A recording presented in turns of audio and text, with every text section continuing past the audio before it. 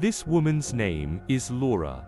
She works at a film company in London, England. Laura has a dream of becoming rich. That night, while she was working, Laura's husband, Tony, suddenly arrived all the way from Barcelona. Tony is a director. He said he had an idea for a new film. The film tells the story of a wife who is so workaholic that she never has time for her family. Actually, Tony was just teasing Laura because he rarely comes home. Their marriage is now broken and they are in the process of divorce. Laura, offended, left her husband. She and her assistant then attended a film awards ceremony. After the event, she immediately went to the airport to fly to Alaska to meet a wealthy Sultan client named Snell.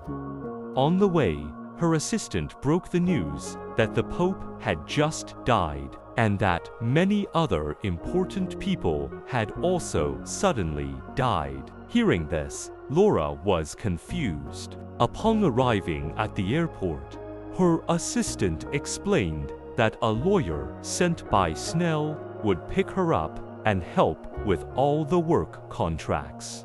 Laura understood that during the flight, she was on the same plane as a wealthy businessman who also wanted to go to Alaska. To avoid awkwardness, they tried to chat. But strangely, while they were chatting, Laura was surprised. Why were the businessman's teeth shining so brightly? Not long after, Laura video called her daughter. It was her daughter's birthday, and Tony was also on the video call.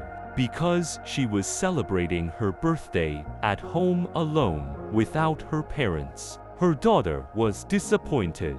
Upon arriving in Alaska, when she got off the plane, she saw her pickup truck, which was a dog-drawn sled. Laura was shocked. The lawyer then gave her a coat to keep her warm. On the way, the lawyer told her, "All we have to do is sign the contract. Everything will be taken care of." When they arrived, they saw many wealthy people from various countries present. Shortly afterward, Snell appeared to greet the guests. Inside, Snell explained his purpose of inviting them here because he wanted to give away his company shares for free. "If you want, just sign." Hearing the offer, without thinking twice, everyone immediately signed. The next morning, Laura returned to England. On the plane, when she opened her laptop, she saw the news about a new virus outbreak called the rich flu virus. Strangely, the virus only attacked rich people. When she arrived in London, Laura was picked up by her assistant and immediately went to the British Royal Palace to attend a painting auction. During the auction, Laura was attracted to a painting while bidding on the price. Her daughter called outside while they were busy chatting. Suddenly, the sound of someone screaming in pain was heard. It turned out to be the royal prince. Everyone panicked in fear. Since that incident, the whole world has been in chaos. The rich flu virus is real. No one knows where it came from. Everyone is busy saving themselves. The rich people flock to donate their wealth. At that moment, being rich is the scariest thing in the office. When Laura met her boss, instead of saving himself, the boss plans to exploit the chaos to make a masterpiece.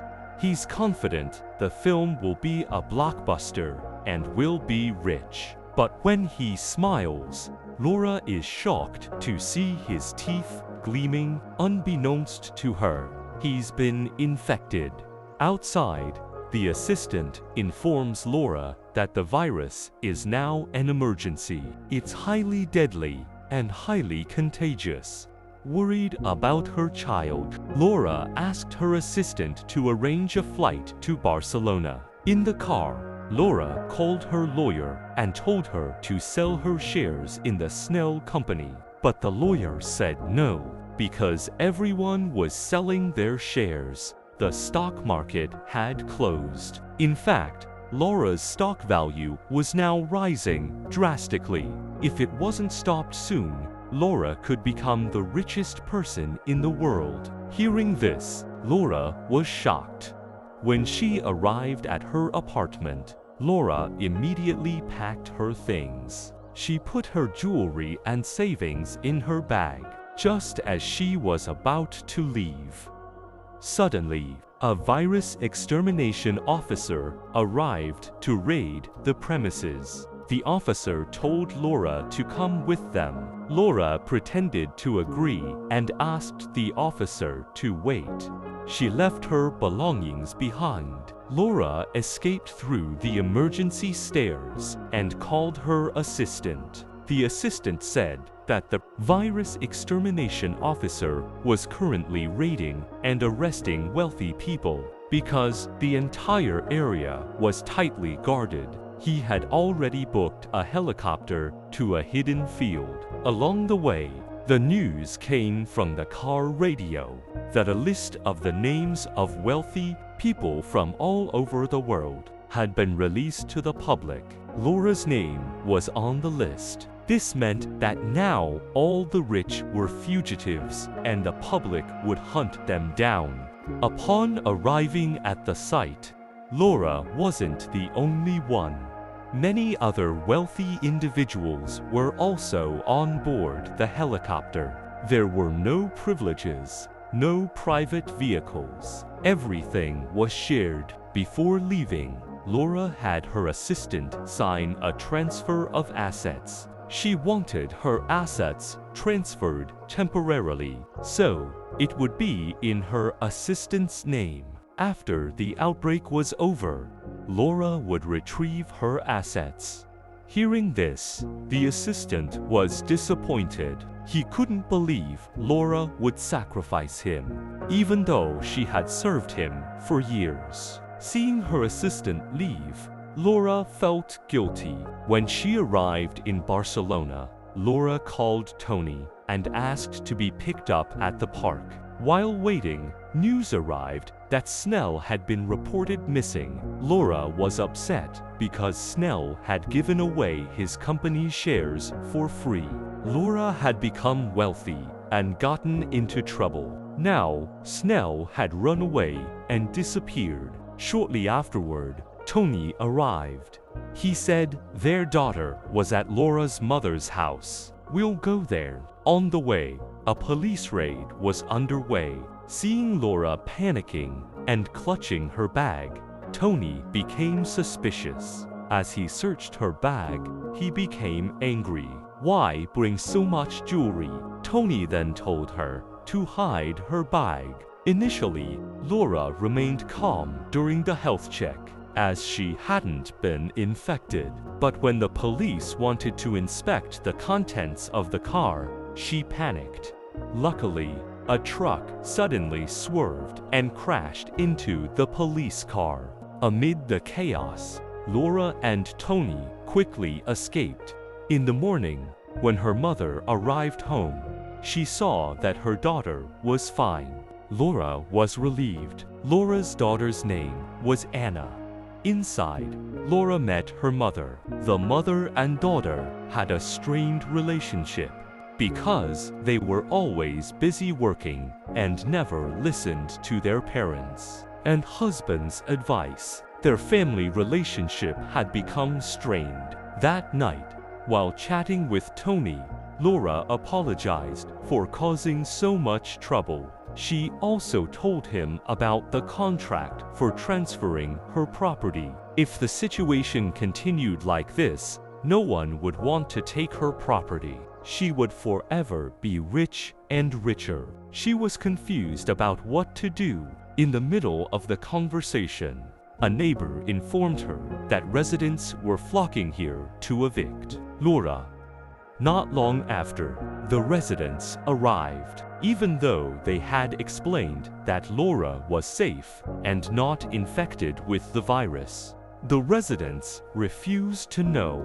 They had to leave. After packing their things, not wanting to leave Laura alone, Tony, Anna, and Mother went with them on the neighbor's boat.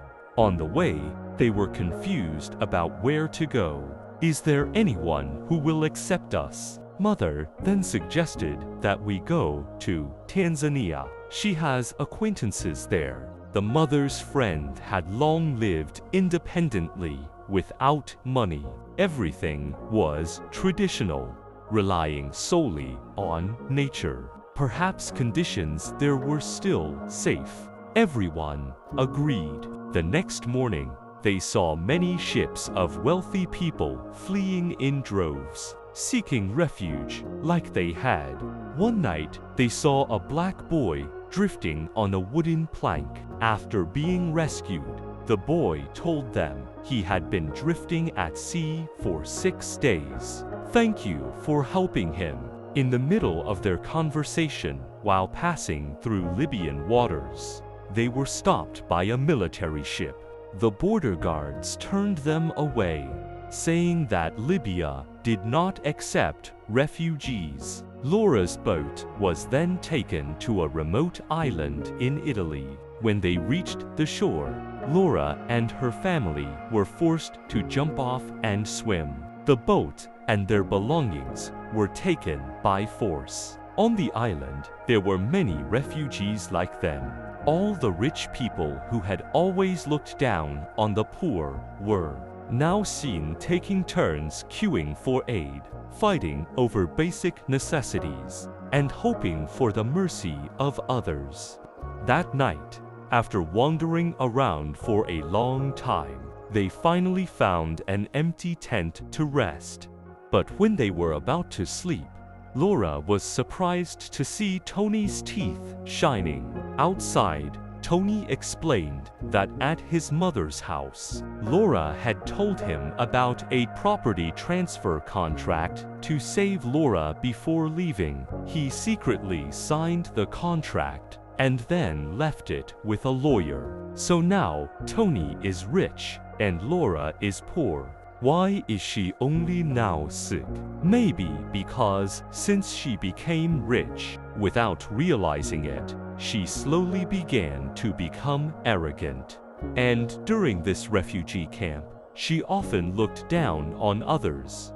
Without realizing it, this wealth had contaminated her heart. Seeing her husband's sacrifice, Laura was very regretful. If only time could be turned back, she would really want to be a good wife and mother for her family. Tony reassured her, "Don't worry, she's fine. Later, please take care of our beloved daughter. Live happily without her." In the midst of her sadness, Anna suddenly screamed from a distance. 2 kidnappers were taking her to be sold to a human trafficking syndicate. Tony and Laura immediately ran after them.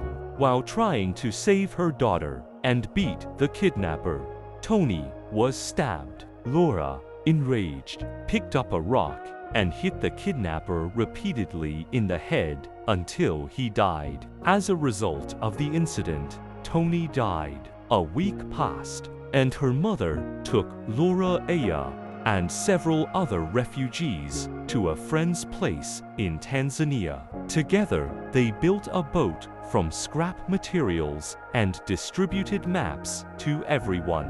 When we arrive at the coast of Libya, if we get separated, then go to the meeting point on the map. After the boat was finished, they set off at night. All day, the boat continued sailing on the ocean until nightfall. The coast finally came into sight from a distance. They were about to arrive, but suddenly, a military border guard ship appeared from the side and collided with their boat. Everyone panicked and jumped into the sea. Laura was separated from her family. The next morning, as Laura floated near the shore, local residents helped her. When the border guard soldiers arrived, Laura hurriedly fled until they arrive at the house of a local grandmother. Luckily, the grandmother was willing to lend Laura a hijab so she could disguise herself. Laura continued walking, looking for the meeting point on the map. When she arrived, she was relieved to see her daughter was still alive. However, when she asked where her mother was, one of the refugees told her that she had died. She sacrificed herself for her beloved children and grandchildren. She was willing to sell all her organs to pay for the trip to Tanzania. 4 days, Laura and the refugees traveled by truck for a very long journey. They got on and off many times, changing trucks through African countries, until after a long time, they finally arrived at the tip of Tanzania. Laura's mother's friends and refugees, who had arrived earlier, warmly welcomed their arrival. There, everyone began to build a new life together, a life where money isn't everything. Once a week, they gathered to give and exchange their most cherished possessions. All this was done to get rid of the sense of possessiveness in their hearts, learning that all this was just a gift. In fact, this disease is not a disease of money, but a disease of the heart that comes from the dirty human heart. Money is just an ordinary object, like stones, leaves, or sand. It's not money that's wrong, but human greed, and the film ends.